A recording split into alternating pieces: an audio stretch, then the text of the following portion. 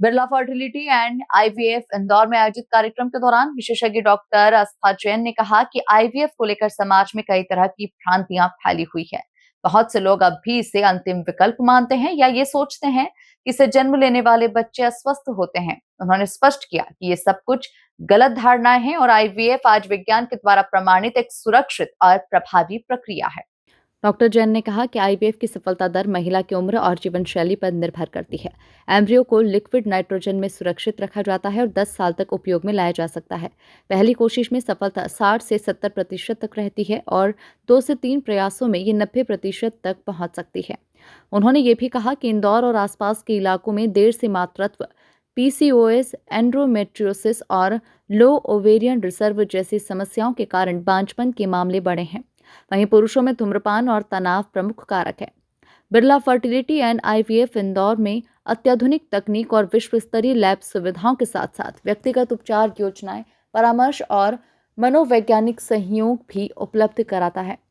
यही वजह है कि मरीजों का भरोसा लगातार बढ़ रहा है और आईवीएफ की स्वीकार्यता भी इंदौर और मध्य भारत में तेजी से बढ़ रही है।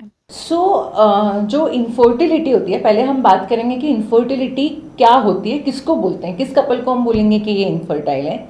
जब कोई एक कपल जिनकी फीमेल पार्टनर की उम्र अगर 35 साल से कम है और उनको 1 साल हो गया है ट्राई करते हुए विदाउट यूजिंग एनी कॉन्ट्रासेप्शन या प्रोटेक्शन, उसके बाद में भी वो अगर नेचुरली कोशिश कर रहे हैं कंसीव करने की और 1 साल में वो कंसीव नहीं कर पा रहे हैं, ऐसे पेशेंट्स को हमारी सलाह होती है, या फिर जिनमें फीमेल पार्टनर्स जिनकी उम्र 35 से ज़्यादा है, उनको अगर 6 महीने हो गए प्रेगनेंसी कंसीव करने के लिए नेचुरली ट्राई करते हुए और वो कंसीव नहीं कर पा रहे हैं, ऐसे कपल्स को डॉक्टर से मिलना चाहिए, अपनी सारी जांचें करानी चाहिए, जिसमें कि हम उनकी सोनोग्राफी करते हैं, सीमेन टेस्टिंग करते हैं और कुछ ब्लड की जांचें करते हैं, जिसके आधार पे ट्यूब टेस्ट भी करते हैं। ये फिर पता लगाया जाता है कि उनको प्रॉब्लम क्या है, कहाँ पे कारण है उनके निसंतानता होने का, उसके अकॉर्डिंग फिर उनका ट्रीटमेंट प्लान किया जाता है। तो आईवीएफ की ज़रूरत हर पेशेंट को नहीं होती है जिनको निसंतानता की समस्या होती है। बहुत सारे पेशेंट को हम मेडिकली या आईयूआई के द्वारा भी ट्रीट कर सकते हैं। जिन पेशेंट में बायलेटरल ट्यूबल ब्लॉकेज है या जिनके अंडे बहुत कम हैं या जिनमें मेडिकल ट्रीटमेंट फेल हो गया है या आईयूआई भी फेल हो गया है, ऐसे पेशेंट्स को फिर हम आईवीएफ करवाने की सलाह देते हैं। इनफर्टिलिटी की समस्या जो आती है उसके पीछे क्या रीज़न है, क्या कहना चाहिए? इनफर्टिलिटी की जो समस्या है आज के समय में, इसमें काफ़ी बढ़ोतरी देखी गई है। इसका जो प्रमुख कारण है जो बाहर निकल के आ रहा है वो है लाइफस्टाइल चेंजेस का होना। ठीक है, आज के समय में लोग हेल्दी लाइफस्टाइल नहीं होती है, जंक फूड ज़्यादा खाते हैं, सिगरेट, शराब, तम्बाकू या नशीले पदार्थों का सेवन करते हैं, तो जिसकी वजह से इनफर्टिलिटी की समस्या देखी जा रही है। कई बार लोगों की सोशल कारण भी होते हैं। पहले लोग सेटल होना चाहते हैं, फाइनेंशियली सिक्योर होना चाहते हैं, राइट पार्टनर को ढूंढना चाहते हैं, उसके बाद ही वो शादी के बंधन में बंधना चाहते हैं, तो जिसकी वजह से अपना करियर बनाने के चक्कर में या राइट पार्टनर ढूंढने के चक्कर में लोग शादी भी लेट कर रहे हैं, तो जिसकी वजह से उनमें लेट शादी करने की वजह से इनफर्टिलिटी की समस्या होती है। दंपतियों में शादी के बाद में गर्भधारण की सही एज क्या है, क्या कहना चाहिए इसमें?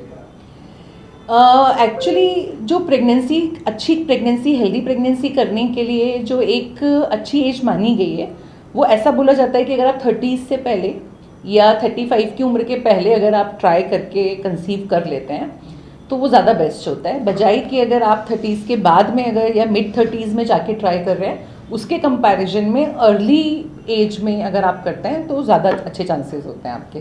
फेलियर के क्या चांसेस रहते हैं? आईवीएफ के फेलियर के चांसेस, देखिए आईवीएफ की जो पूरी प्रक्रिया होती है वो 2 भाग में की जाती है। फर्स्ट भाग में हम एम्ब्रियोज बनाते हैं, जिसके लिए पीरियड के सेकेंड डे से कुछ हार्मोनल इंजेक्शंस दिए जाते हैं जो 10 से 12 दिन तक दिए जाते हैं। फिर ट्रिगर शॉट दिया जाता है, जिसके 36 घंटे के अंदर हम बेहोशी की हालत में महिला जो पार्टनर होती है उनके शरीर से यूएसजी की मदद से एक निडल डाल करके इन अंडों को हम निकाल लेते हैं। उसके बाद उनकी जाँच की जाती है, पुरुष के शुक्राणुओं को लिया जाता है और उनको इक्सी की मदद से फर्टिलाइज किया जाता है। फिर एम्ब्रियोज को कल्चर करते हैं 3रे दिन तक, 5वें दिन तक, तो फिर उसके बाद में हम उनको फ्रीज कर देते हैं। अगले चरण में हम ट्रांसफ़र करते हैं ये फ्रीज किए हुए एम्ब्रियोज का। तो इसके लिए भी हम पीरियड के सेकेंड डे से पेशेंट्स को कुछ दवाइयाँ देते हैं, नेचुरल साइकिल भी ट्राई करते हैं कई बार, और इन एम्ब्रियोज को ट्रांसफ़र किया जाता है।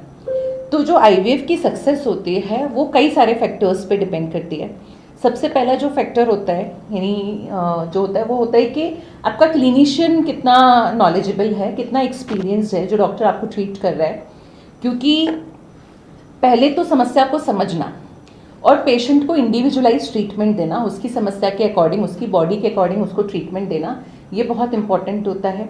उसके अलावा लैब कंडीशंस बहुत इंपॉर्टेंट होती है जहाँ पे बेबी बन रहा है ना। अगर लैब बहुत अच्छी होगी, वहाँ पे मशीन्स जो होंगी वो उच्चतम तकनीक की होंगी, एनवायरनमेंट अच्छा होगा लैब का, है ना। वहाँ पे हम लैब के अंदर एनवायरनमेंट जैसे कि ह्यूमिडिटी हो गई, ऑक्सीजन नाइट्रोजन का लेवल, हमको एक लेवल तक टेम्परेचर, ये सब एक लेवल पे मेंटेन करना होता है। तो जिस लैब में ये सब चीज़ें अच्छे तरीके से मेंटेन होंगी, वहाँ के रिजल्ट्स ज़्यादा अच्छे होते हैं बजाय कि जहाँ पे ये सब कॉम्प्रोमाइज स्टेट में होते हैं। इसके अलावा जो दूसरी चीज़ डिपेंड करती है सक्सेस पे, वो डिपेंड करती है एज बहुत इंपॉर्टेंट होती है। एज बढ़ने के संग ये देखा गया है कि जो अंडे होते हैं उनकी क्वालिटी में गिरावट आने लग जाती है, उनकी क्वांटिटी कम होने लग जाती है, शुक्राणुओं की भी क्वालिटी और क्वांटिटी में एक एज के बाद में गिरावट आती है। तो इसीलिए एज बहुत एक इम्पॉर्टेंट फैक्टर होती है। दूसरी चीज़ जो होती है वो ये होती है कि आप किस तरीके की तकनीक इस्तेमाल कर रहे हैं, आप किस तरीके के क्वालिटी के इंजेक्शंस यूज़ कर रहे हैं, इन सब पे भी आपके ट्रीटमेंट की सक्सेस जो होती है वो डिपेंड करती है। सो बेसिकली क्या होता है कि जो हमने अभी थोड़ी देर पहले डिस्कस किया था कि आईवीएफ की प्रोसेस क्या होती है, तो मैंने आपको बताया था कि उसको हम 2 भाग में करते हैं। एक भाग में हम एम्ब्रियो बना के फ्रीज करते हैं और दूसरे भाग में हम ट्रांसफ़र करते हैं। तो एम्ब्रियो फ्रीज करने से और ट्रांसफ़र के बीच में जो गैप होता है, हम यूजुअली नेक्स्ट मंथ में ट्रांसफ़र कर देते हैं पेशेंट का, 1 महीने का गैप लेकर के। लेकिन अगर कोई पेशेंट अपनी इच्छा से बाद में ट्रांसफ़र करना चाहे या अभी फ्रीज करा के रख करके फ्यूचर के लिए उनको सेव करके रखना चाहे, तो इंडिया में लॉ के अकॉर्डिंग आप उसको 10 साल तक रख सकते हैं। तो 10 साल की अवधि तक आप आपके एम्ब्रियोज फ्रीज करके रख सकते हैं। आप ऐसा भी कर सकते हैं कि अगर आपने फर्स्ट बेबी प्लान कर लिया है तो आप आपके जो बचे हुए एम्ब्रियो हैं इनको आप फ्रीज रखिए और आगे जब आप दूसरी प्रेगनेंसी प्लान करें तो आप उन्हीं एम्ब्रियोज को यूज़ करके ट्रांसफ़र करवा करके आप प्रेगनेंसी कर सकते हैं। तो आपको वापस से आईवीएफ करवाने की ज़रूरत नहीं पड़ेगी और इससे आप अपनी इच्छा से प्रेगनेंसी प्लान कर सकते हैं। जब आपको लग रहा है कि समय ठीक है, आप अपने पैरों पे खड़े हो चुके हैं, आपको लगता है कि आप इमोशनली हेल्दी हैं बच्चे को इस दुनिया में लेके आने के लिए, तो आप उस वक्त उन एम्ब्रियोज को ट्रांसफ़र करा के प्रेगनेंसी का सुख ले सकते हैं।